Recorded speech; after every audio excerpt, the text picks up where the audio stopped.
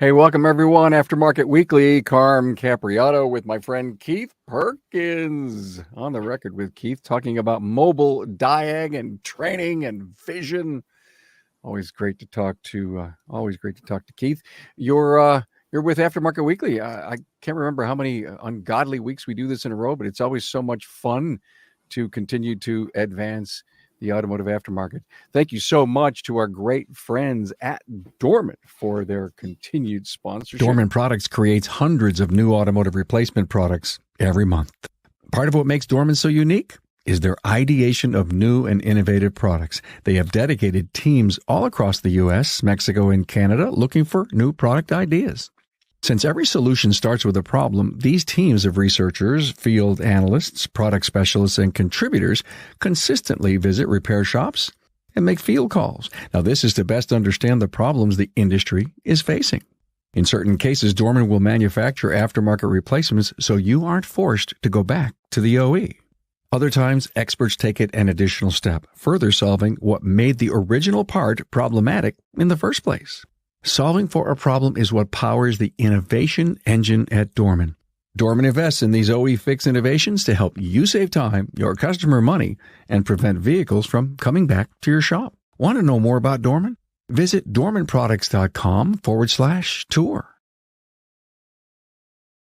Hey, thanks, Dorman. We're coming to you from the Dorman OE Fix studio, where sometimes I just come here like the Dome of Silence and just hang out. Let's bring up my friend Keith Perkins. Keith, what's going on? I mean, I keep thinking about all that you're doing at Vision 2023 this year. You got to sleep like a week before. I wish. I'll be traveling all the way up until the time to be at Vision. Yeah, I've got 5 sessions. 5 sessions planned, including the show we did on the scanner panel. Mm-hmm. I love that. So it's a Q&A in presentation of scanners, and it's you, it's Scott Schotten, it's Scott Manna. Yeah.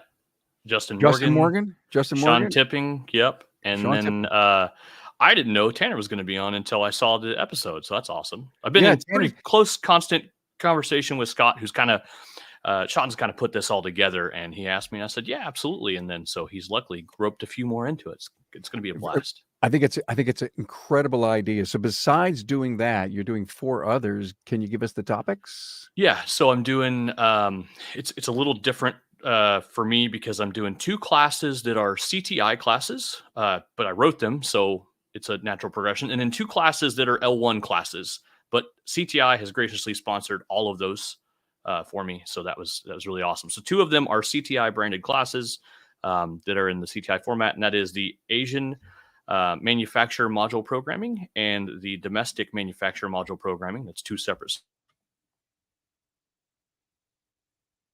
classes that are we're going to do keys and immobilizer systems, as well as the advanced application of fundamental electrical theory, which is a big giant mouthful of let's use all of your tools effectively. Excellent. You've recently been voted on to the Nasda Board. Is that true? Yeah, absolutely. As of January 1st, I'm honored to serve on the board of directors as an at-large position. So a little bit of everything currently. I unfortunately will miss the first get-together since then because I will be teaching at Vision at the same time they're going to have the meet the board of directors. So will they meet? Will the board meet at Vision? Yeah. There's going to be a meet the board of directors that I believe is the Thursday evening session between like 3 and 4, somewhere in there. Amazing. I am, and I thought I was a busy guy, but Keith, you're on fire. You helped create the L4, the ADAS certification for ASE. Yeah, there was a great team of people. I came in part of the way through. Everybody else did all the hard work and made most of the composite vehicle. I was just there to write some questions, but yeah, that's it's my second time to be on a panel or not a panel, but on the technical committee for ASE to revamp like a whole tester. This is the first time to make a test for me, and my second time to be really involved in writing questions for them. I've done some stuff with the app and all that, but I did the A1 test back in 2015, 16, I think, because it hadn't been updated in a really long time. But this is my first time to like help write a whole new test. It's pretty eye-opening. I was pretty involved in test writing before, but man, seeing the nuts and bolts of going into making a whole new test series was really interesting. Is it rewarding? Very, very much so. First thing, it was pretty humbling to realize like you're in a room with the experts all across the country, manufacturers, other technicians, people all in the ADAS field, between collision industry, repair, glass people, everything. And then to realize that you're kind of there helping mold that test. And then extremely rewarding when you're done and go, man, we put a couple years into this for it to be like a real test. And then to see all the information come back. Liz was asked to come as well when we did the score study. It's a separate panel with a separate amount of people, but I luckily was blended into that since I also do this in the field to see like the stats come back on the questions like, hey, we wrote a test that's not broken. Like it works. So you just dropped the Liz name. Yeah. And, for anyone who doesn't know you or who hasn't heard some of our shows together, Liz is your wife. Correct. And I think you got her actually, she's your partner in the business. You got her doing everything. You're just sitting back with your feet up on the desk. Am I right? Oh yeah. Yeah. I'm at the house here chilling. There's a couple dogs running around the background. And she's working.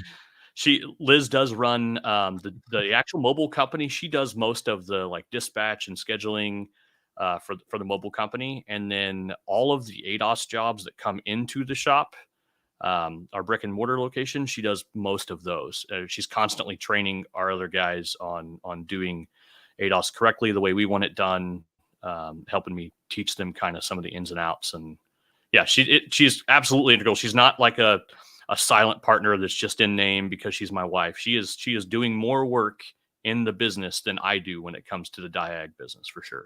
So forget about the fact that she's your business partner. I mean, she's a technician. Absolutely. Yeah.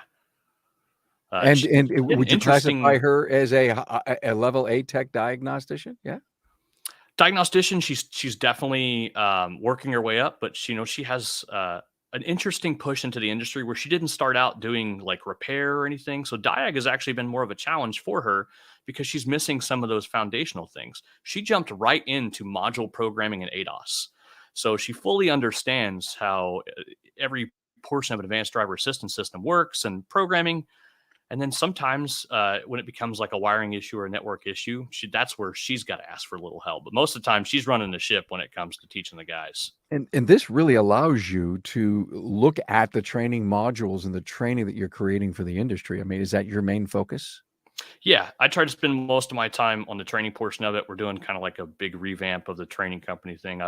It's not that I've put less time into it. It's had less of a share of what I've been doing. We moved our brick and mortar building and kind of added 2 more people to the company. So as doing that, it's taken a lot of time away from me doing that. And I've been really involved in working in the business and not as much on the business. And now that we're in the new building and kind of settled in, I'm stepping back a little more, doing more of the training.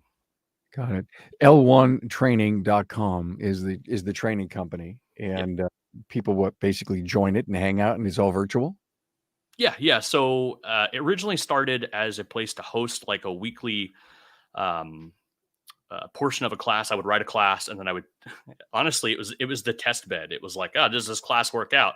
So I would be teaching it and go, there's a spelling problem there. And literally in the middle of teaching it online and just broadcasting it, I'd take notes. I need to fix slide 64. There's a spelling problem, and talk back and forth. It was very informal, but it was a way to work through classes. And then it kind of grew into like hosting a ton of information. Now it's not just classes. There's resource charts of what to do in certain situations and things that we found along the way. We're taking more of our standard operating procedures from the Diag company and placing them into a resource that's available online, along with all of the classes. That is so clever. So if you want to become a mobile Diag, you're kind of almost giving a little bit of a business plan. Yeah, absolutely. There's a bunch of the one that gets used the most is our programming guide. So a technician can go into the program guide. It's an Excel document that is live on my end that we constantly add to, that's embedded into a web page. So you can open it up and look, and it goes, hey, when you're doing a PCM, so you go to manufacturer, General Motors, you go to a module PCM, and then you look at it's based on the year, and there's some little things here and there. It's a big chart about, make sure that can you do a used module in this car? Yes or no. Does it require anything special? And we put in there, yeah, this particular year model, you would need to do keys, and you would also have to have, does it require a VSP login? Yes or no? All these things into a chart. It originally designed for my technicians to help us on the road and help with dispatch and understanding when phone calls come in, what's needed ahead of time. And then it turned into, man, this is a great resource for anyone. You just said the word. I just couldn't get that word resource out of my head. So L1training.com is a membership, and you hang out, and it's your home for this kind of stuff. Yeah, absolutely. Diagnostics on the road. Apparently, is Liz doing all the work that comes into the brick and mortar, or is she in a truck? She's mostly in the brick and mortar building now. She was in a truck for quite a while. She was our primary ADOS technician on the road. Then we hired someone and had her train them. And then, each time we hire a process, they spend a little bit of time with all of our key players in our business. Zach 1, they're numbered because I have 2 of them named Zach, both with the last name starts with a C. So we have Zach 1 and Zach 2. So Zach 1 does a little bit of the training for them. Liz will do training with them. I'll do training with them. And after about 3 weeks, a week with each of us, then they're ready to kind of go out on their own. So Liz has put someone in place to replace her in a van. Excellent. I mean, you guys are really thinking large, and I know working so hard. What's going to be the future, Keith, of mobile, be it diagnostics, keys, programming, ADAS? Is this an industry that you see more and more people coming into, or is it the money seem to be climbing so high that it's not easy to enter? What do you see? So the getting involved with it and started with the mobile side, we find that almost all technicians that are currently mobile either started as a technician in a shop, or I haven't met anyone that's right out of school gone into mobile, and those that have had a lot of struggles. So it's because typically as a mobile diagnostician and mobile programmer and keys and all those things in that world, you've got to have a bit of experience, and the tooling does get pretty significant pretty quickly. I mean, that's why shops will sublet to us, is because it is sometimes not financially responsible to have all of the manufacturer software and equipment in one brick and mortar. If I look at my brick and mortar and decide, okay, how much work comes in here? Could I afford to maintain all of this equipment simply off of what comes in the shop? And the answer is no. Even as the brick and mortar that most people send stuff to, most other shops send stuff to get those jobs done. Just, with the exception of the fact I have 3 vans running around to all 430 something customers of ours in Tulsa, I don't know if I could support that financially. So that route is because, the cost to a business owner. Well, then technicians see that, hey, this is a really needed portion of the business, and I'm good at it. And most shop structures aren't structured in a way that a diagnostician or someone that has that capability is being adequately paid.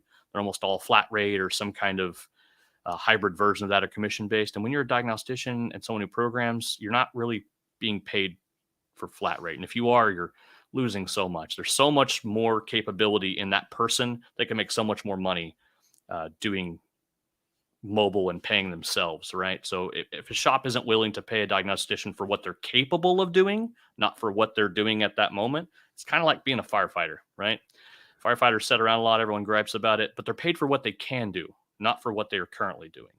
And that's kind of how you have to pay a diagnostician. You have to know that that person can create tons of indirect income by making sure everything moves right, nothing gets sublet out, we're not making mistakes, we're keeping customers happy, fixing cars.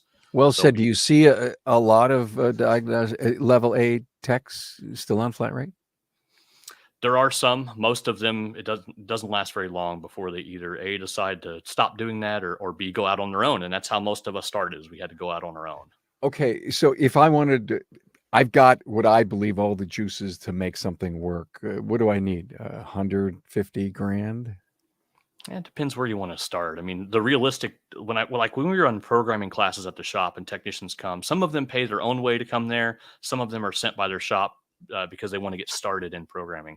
The number we give out typically is like, look, if you want to hit 85 to 90% of what comes into a normal day-to-day shop, you could probably get away with 10 grand investment between running a training class, buying a laptop from some company, I always say Isaac Auto Rescue Tools. Little plug there for Isaac, and then buying your first J box. I mean, you can really hit with just one device and a laptop and some training. You can get 85 to 90% of what walks in the door. So you have 3 vans at a brick and mortar, and I think you're going to tell me, hey, I'm very proud that we've got 98% coverage. If you're going to send a van out, are they going to be sure they check in with the brick and mortar? Are they you're all sharing tools amongst each other? Yeah, so each van has like a standardized loadout depending upon the van type that it is. There is a van that has ADAS and refrigerant in it. It's a larger, it is an NV 2500. And then our smaller Transit Connects, they run all pretty much the same exact loadout for Diag, programming, and keys and everything else. So we have like an inventory sheet. When I need to set up another van, I know exactly what I need to get to set that up. Those vans all kind of can cover 95% of what's out there. And then within the brick and mortar, we have a couple one-off tools. Some of them are just shared amongst everyone. So we look at the day and go, okay, you're going to need the tool for Volkswagen today. So here's Otis. You take Otis with you, so on and so forth. So it's just kind of how we run them. So you have an investment, but you're not duplicating it because really there's no need to. Right. No need to. So I see you're going to be at TST in the middle of March out in New York. Yeah. After Vision, I'll be heading up there to see G and everybody there. I'll be there too. Awesome. I would expect nothing less, Carm. I know, and we always set up in this coat room right near the training room, and it is rough and rugged, but we love it because it's New York kinda, and so shoulder to shoulder. We can't wait to see you and to be there with you.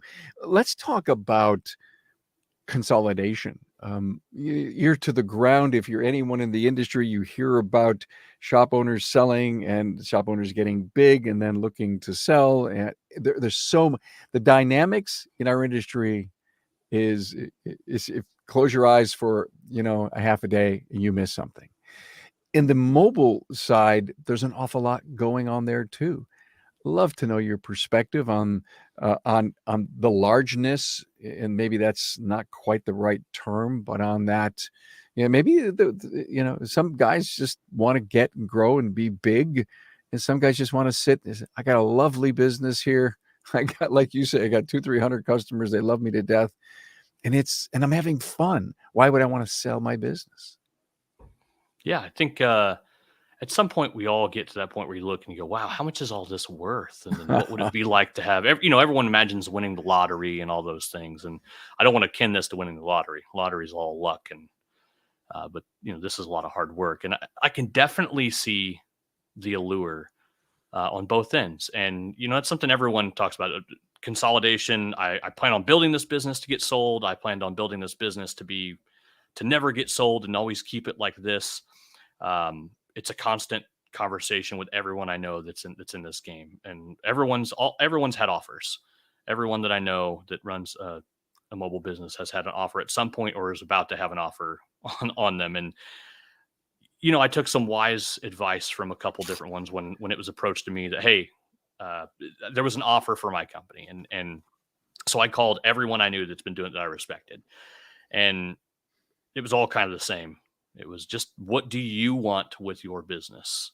So that was my advice, was what do you want? And I can tell you that it is very, very difficult to take what you do. Just like if you talk to anyone that runs multiple brick and mortars, your first brick and mortar will probably be your best. If you're going to replicate and make another one and you're not going to work in it, it's probably only going to create 80% of what you've done. And that's because you're not in it. Right. You can try to do that. You can try to replicate. And of course, there's always that exclusion that more the one your second location's in so much better area that it just blows up in sales. Yes, that happens. But realistically, when we get things done the way you want them, it's really hard to replicate that. And that's my concern with all the guys that have fantastic mobile businesses. When they sell, it just isn't the same anymore. The quality isn't there. Yeah. Thank you for saying that, because I think this is a great lesson for mobile guys that are in this think process. Oh, my guy did this and that. They've never really had an offer, but I think someday it's going to come. And the question is am I ready? And then I think the next big question, Keith, is what am I going to do next? And if the answer is, well, we'd love for you to come to work for us, it will never be the same. I don't care how much someone promises you. Trust me, trust anyone else who's done this. Oh, don't worry about it. Come, you do everything you wanted to do, have as much time off as you want. You can be in total control. That takes the honeymoon lasts about 6 months. And I may be right or wrong, but there's this time frame, and there is this thing called the honeymoon, and that you slowly work into the culture of the new company that you are now working for. But if it doesn't work and you're not happy, what do you do next? Especially if you signed an agreement that says you're not going to compete with us. I couldn't imagine. I threw a lot up in the air. Your thoughts? I couldn't imagine any agreement where you sell all of your intellectual property and take on a position with a company that doesn't involve you signing something saying you're not going to be competition, right? So you have thus excluded yourself, at least in many markets or the market you're currently in, and from doing that again for some period of time, right? So if you had started your business with the intention of selling it, this is exactly what you're asking for, right? And you've probably worked that in and know that that's the case. But it'd be really difficult. I just don't. I think with the honeymoon situation, it doesn't often last that somebody takes that position and stays there for the long term, right? And I've had an offer and had talked to a company, and it was given, told, yeah, you can get any position you want. And I even talked to 8 other previous business owners that were acquired by this company who still worked for that company, and that was very promising, right? That 8 people that were consumed, purchased, merged with, whatever word you want to use, still work for that company. So that's good news to hear, right? But it's still, man, it'd be hard to give up your baby. Wow. The passion that I just heard from you, my baby. Yeah. That's huge. And typical non-competes are 3-5 years, depending on, they're going to ask for 5, maybe you negotiate it to 3. And as quickly time goes by, a lot can happen in 3 years, not only to the industry, but to you, your life, your family. A lot can happen that maybe there's not a soft landing place for you if you're not happy. And so, yeah, the mobile business is not without its consolidation opportunities. But if you think you got this fabulous, beautiful, decked out van and you've amassed yourself $30,000, $40,000, $50,000 worth of equipment, number one, it depreciates. Number two, if you're not super profitable, you're not going to get a lot for this business. Sometimes if you're not willing to stick around, they may pay a little extra because they want you to be part of it to help ensure their revenue stream. And the thing I worry about, there's so much great advice going on inside of our industry with 20 groups, coaching companies, M&A, mergers and acquisitions companies willing to help. But the thing about it is we've done shows on I won $1 million for my shop. And if you still have to run it and be there every day and you're not making any money, even though you think you are, but you haven't run really good books, no one's going to come in and give you that money you think you can retire on. And it's the same for mobile. Don't think that you have a mousetrap no one else has. For sure. Yeah. The other thing is you have to play the long-term look at it. Is mobile going to be here forever? Right. So can someone else replicate this? Is remote going to take over? That's what everyone looks at. And at the end of the day, for me, no one can replace the fact of a highly skilled technician that's invested their own time, that has a passion themselves for the industry, coming to a place that doesn't have those things and performing what that shop can't do, is undertrained for, undertooled for. It's something I don't see going away. I'm so happy you brought that up about remote. No doubt there's a lot going on there. And there's a lot of investments in these data centers, if you will, where, a guy like Keith, if you're willing to move to, who knows where, Hawaii, I don't know, you can be anywhere and help and be a key component to a remote, if you will, Diag revolution. And then there's Chat GPT. And I say that tongue-in-cheek, laying it on you to see what your opinion is of that. I've been playing with it a lot lately. It is not perfect. Matter of fact, I'll probably post on social media a conversation I had with Chat GPT just the other day, where I walked it into a corner and asked it questions and got tons of inaccurate information out of it. As much as it has amassed all of this information all the way up till 2021.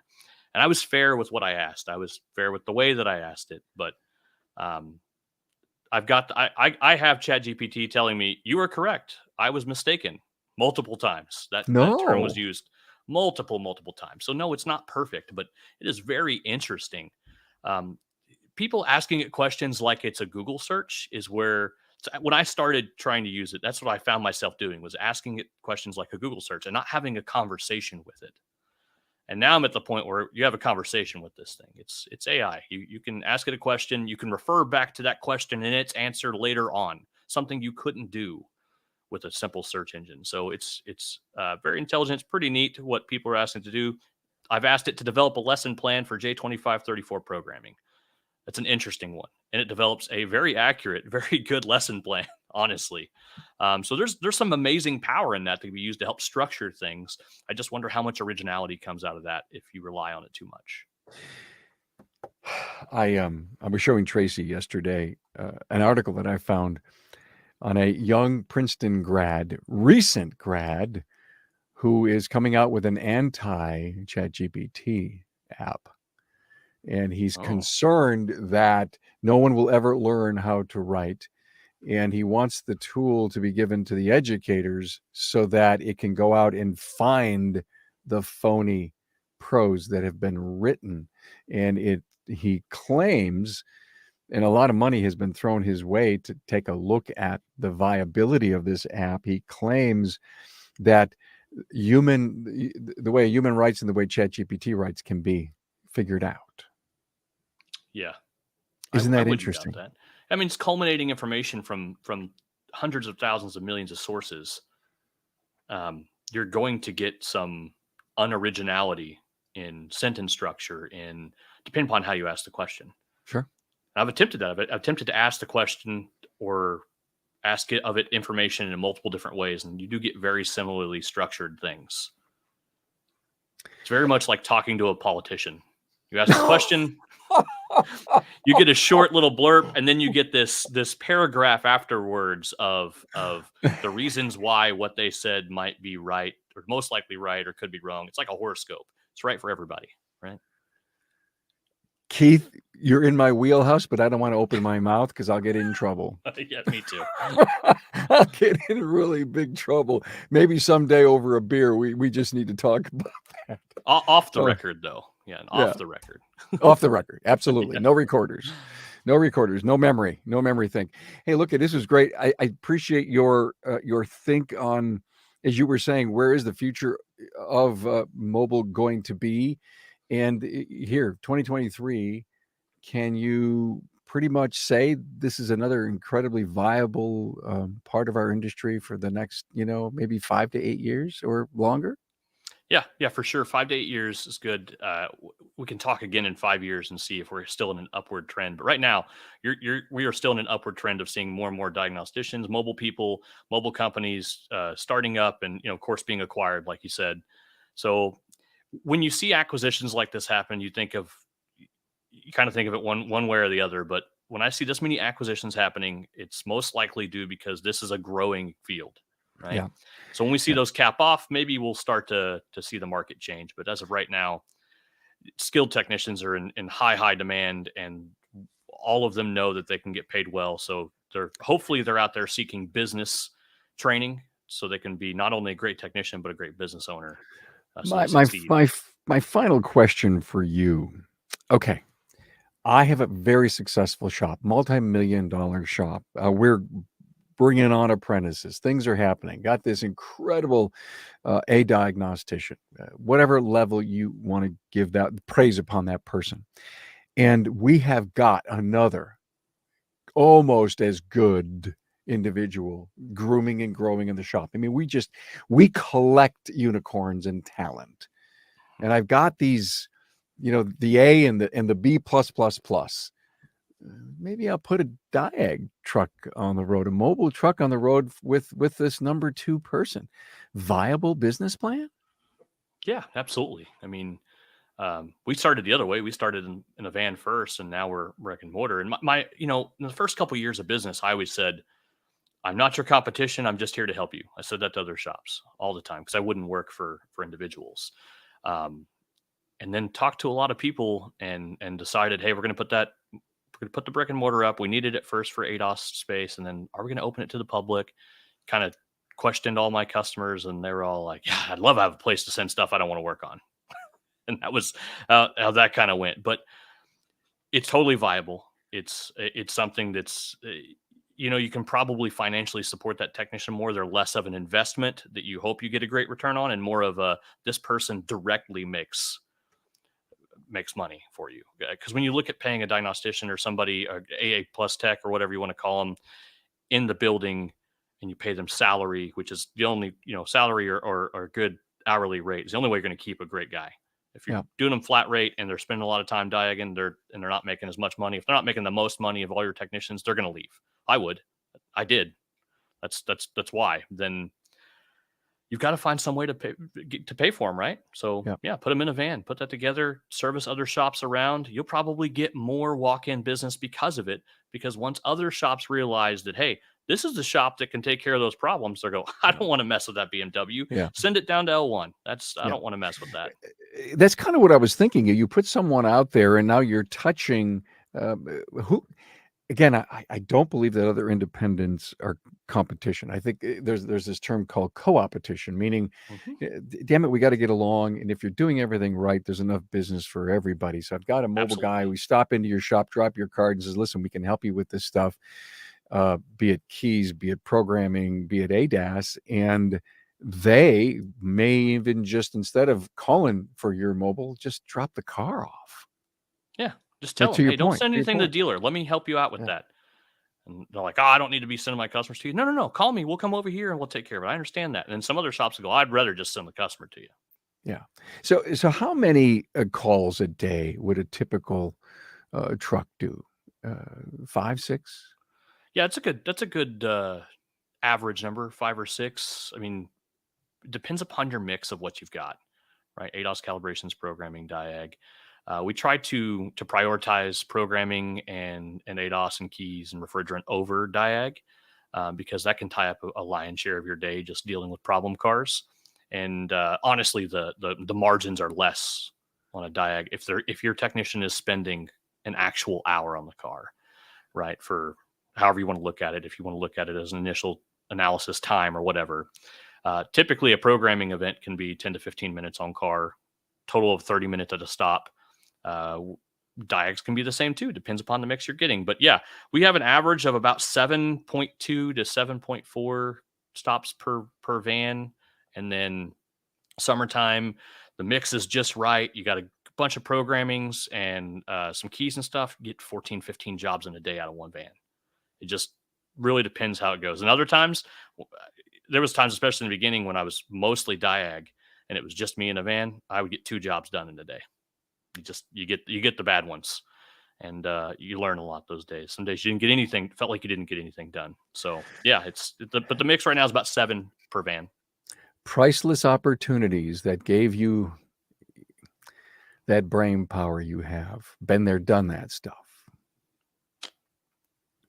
Hey, listen, I had a blast. Thank you. You were very kind and open and honest and transparent. We even almost went into politics.